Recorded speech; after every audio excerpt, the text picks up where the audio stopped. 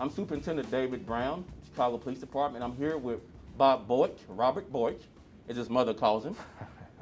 He's in charge of the consent decree, constitutional policing, acting for the retired Barb West.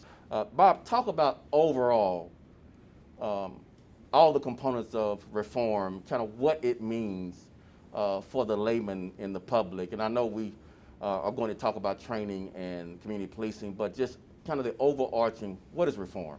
So that question is really important because I think the way it has been spun externally is not accurate. You know, a lot of the articles that have been written have been about deadlines and whether we've met them or missed them. However, So reform is not suspense items, deadlines, Reform boxes is- checked. That's not reform. no, sir, that is not reform. Reform is about sustainable improvement within the department over a long period of time.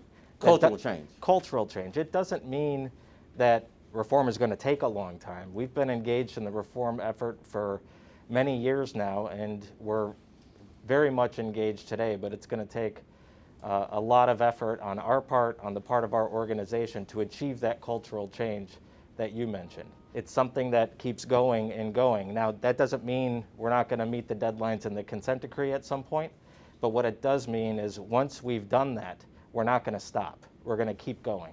Excellent. So how did we get here, Bob? How did we get on the consent decree? How did we get to this point in history where this department is under a judge's order to meet certain criteria? So it's a long process. We didn't get here overnight. It's really decades in the making that led us to this point. There's no one on the job today who we could point to and say, you're at fault for being under the consent decree. So many departments have been under the consent decrees. What happens based on this knowledge about other departments and how long they go through this consent decree process before they're not under it anymore by a judge's order, but they continue to change? It really depends on the extent of the consent decree. It depends on who the partners are within the consent decree. For us, we have multiple partners involved, including the monitor, the judge, the Attorney General's office, the coalition. There are many partners involved in this effort for Chicago. So there are really a number of factors, including the length of the consent decree. Our consent decree happens to be the most extensive in the country, the most extensive ever written. Now, that's not unusual because as consent decrees have evolved, they've really built one on top of the other. So, And I've heard you talk about that being a good thing for our department, that we're under the most extensive that's been written, but that's an upside. Superintendent, I can tell you that the negotiating team didn't agree to anything that we didn't think was going to make the department better. I think overall, we should be viewing that document as a positive step forward because it's going to make us more professional. That's right. It's going to make us better at the job. It's going to make people more comfortable over the long run for how they can be the police. And we have to give them the tools to be able to do that. So Bob, reform touches all parts of the department. Can you expand on that thought? Absolutely. You know, we created an org chart where you have constitutional policing on one side and everything else on the other side. Right. But in reality, that's not the way it works. That's right. Reform is cross-cutting across everything we do. You mentioned cultural change, and that culture cuts across the organization. But it touches patrol in terms of number of supervisors we have, how we supervise, what are the roles and responsibilities of supervisors. It touches recruitment, hiring, and promotion. You know, how do we attract diverse talent and bring them up through the ranks? You know, it obviously touches training, and that touches every member of the department because we've gone from 0 hours to 40 hours next year. Every sworn member of the department has to go through that. So this is not just you know, one side of the organization versus the other. The other thing I would add is reform is not done in a vacuum. It has to be connected to our overall department strategy. And ultimately, reform will help us be the police organization that we want to be. But it can't be done on its own in a room over here. It has to involve everybody within the department, and I think we're on our way to being able to do that. So I know this is probably a question that's likely to have several answers depending on who you ask, but I'm going to ask it anyway, Bob. So how long do you think we'll be on the consent decree? As long as it takes. Great answer. That would be my answer. And I would say this in closing, you know, our critics can be our best teachers if we would just listen. Absolutely. And that's been our path forward, is that we want to bring our critics into the process of changing our culture. We have to do a better job of listening to our critics and having constructive dialogue. I Right. think too often, you know, we go into our trenches and, you know, we're lobbing things back and forth, but we have to figure out a way to engage in constructive dialogue, and that's on both sides. Great. Thanks, Bob. Thank you, Superintendent.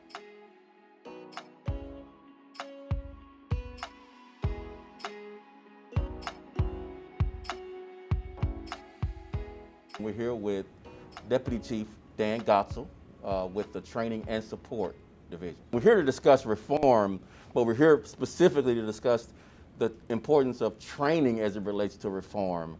Just give us your broad takeaway of the importance of training as it relates to reform. Training supports the reform effort. It supports the vision and the mission of the Chicago Police Department by preparing the newest officers or newest recruits to enter their next phase of training, which is field training, and also to support in-service officers or veteran officers on the street with supporting them in getting the training that they need to do their jobs effectively and to do their jobs within the context of constitutional policing, which is reform. So we've had a lack of training in the past here at Chicago PD, and what do you think the impact would be on the minimum requirement of the consent decree to have 32 hours of training this year and 40 hours of training for each officer next year? What do you think that going from not having enough, being, you know, correctly, honestly criticized for not having training as a priority, to now this 32 hours this year, 40 hours next year will do for the department?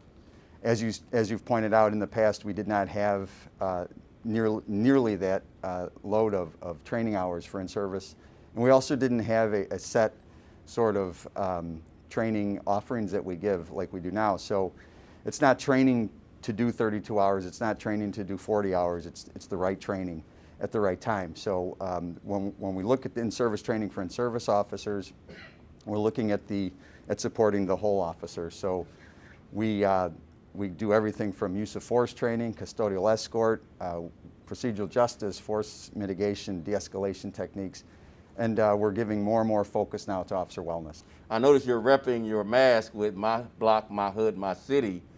Can you talk a little bit about that collaboration with our community-led policing? The program is so visionary, where you take recruits who might not even be from the city, going out into the community where these youth-led tours, where they get to see and hear firsthand from young men and women who are from those neighborhoods. Young men and women of color. Young men and women of color who grew up in these challenging neighborhoods, but you see the other side of things, so to speak, the pride, their knowledge of their neighborhood. It's really a gratifying thing to observe and to go through, and the recruits really enjoy doing it.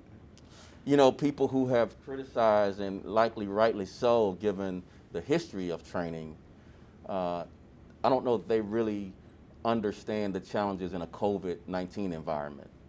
We literally were shut down in March, and parts of the training division, the facility, were repurposed for the effort, which obviously we were happy to assist with. The recruits were dispersed throughout the districts. Their job was to sanitize either the squad cars or facilities where officers were doing their jobs, and they did a great job with it. In-service training was entirely suspended, and then we built back up to 100% capacity. For in-service training, we figured out how to do it within the confines of the restrictions. We had to leverage technology. We brought the recruits back in phases. and worked up to the point where we got them all back. We've already graduated 2 of those classes. They've been sworn in and sent out to the field. It's been really, really challenging between the PPE and the distancing. We've had to use Microsoft Teams where you'll have a class of recruits watching the instructor on a screen and things like that. But the staff has been amazing. The recruits have been very cooperative. They're taking it very seriously. In service, same way. The members of the department understand the importance of training. And then, like I said, the technology that we've leveraged for this has really actually turned out to be a benefit. We've learned from it, and we see that remaining part of training going forward. So let's close out with really the toughest question, I think. How do officers in this department, in the Chicago Police, feel about reform? How do they feel? What was striking to me is you'll have officers who very much, young officers who are very much eager to take this on, but the same is true for veteran officers who understand where we are and where we need to go. And really one of the things I want to emphasize here as we close out is, if you're not acclimated to reforming and changing not only what's on the consent decree, but going above and beyond, you're likely in the wrong profession today. Right. And for the back of the room, it's best to move on because reform is here to stay. Right. And we're committed to it. Yep. Thanks, Dan. Appreciate it, man. Thank you, All Superintendent. right. Take care.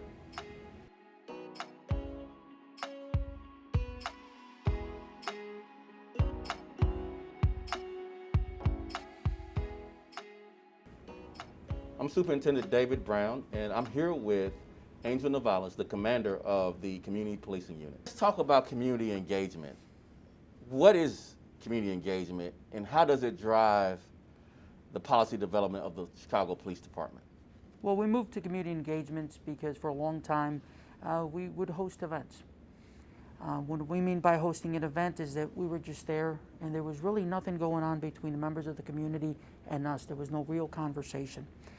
So what we decided was to ensure that when we were in the same space with someone is that we would have meaningful conversations where we would get in touch with you, create an emotional bond between us and members of the community, and use that emotion to drive our problem solving. Why it's important for developing policy is because for much too long as an agency, we've been creating policy that is good for us. Policy in a vacuum, basically. Yes, 100%, and we've never taken into account how that policy affects members of the community. We're under the consent decree, and community engagement, community policing is a component of the consent decree. Talk a little bit about what does that mean? We need the community's input. Everything that we do has some effect on members out in the community. It touches them in a way where it has either a positive or negative effect. So the consent decree calls for us to create all sorts of policies touching all aspects of our department. But we know that everything that we do has that effect. So we geared everything that we do towards how it's going to affect that engagement, and we ensure that those policies reflect, a positive outcome or what's going to be positive. So if I were to describe what's the goal of community policing, community engagement, I would say building trust. And so what is trust? And I say this about trust all the time, Angel, so hard to earn and so easy to lose. Correct. What do we need to do to build trust? We have to have a relationship Yeah. with people. It can't be, this is my position, it's strictly professional. What we have to do is develop something beyond that, a relationship. When you have a relationship, there's a sense of accountability. And when there's honest accountability between us and members of the public, then you start to develop trust, because the public will get to see that when we are right, they're more apt to accept. When we're wrong, we're more apt to correct. So we're trying to reimagine the structure of community policing here in the Chicago Police Department. I've given you a lot of projects, Angel. I know you're dark hair today, but you're going to have some gray in there when I'm done with you. Oh, they're coming in. Yes. So what does reimagining community policing means? And we got the old CAPS structure. We've got the new neighborhood policing initiative structure. How does that all work together? CAP started in the early 90s. Wow. So CAPS has been around a very long time for us here in Chicago.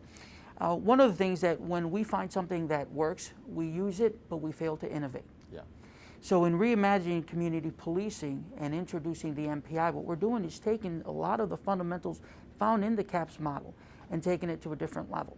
The Neighborhood Policing Initiative is an effort to build trust, problem solve, and also fight crime. It's a system made up of two legs. One is going to be the district coordination officer, or what the folks out there are going to get to know as DCOs, and the community ambassador, which is a member of the community that serves as a liaison to make those introductions and to aid in the problem-solving process. That's a big distinction. CAPS, the community had to come to us. Yes. Neighborhood Police Initiative, we go to the community. So quite a challenge, Absolutely. but we're in a pandemic. So how do we engage the community in a COVID-19 environment where we have to have masks, social distancing? We realized very quickly was that public trust is, the earning of public trust, you have to continue. There's a fight that you have to have every day. So what we did is, as an agency, we embraced technology. We began to have Zoom meetings and Right. team meetings. We began to wear the mask, right? Lead by example, wear the gloves. We had the opportunity to engage folks by passing out masks to the public. Almost every district in the city did that. Right. So we embraced technology was the first, and then second is acknowledging that you can't stop engaging. Whether it's a pandemic or not, we have to continue to engage. Excellent. Thank you again. Thank you.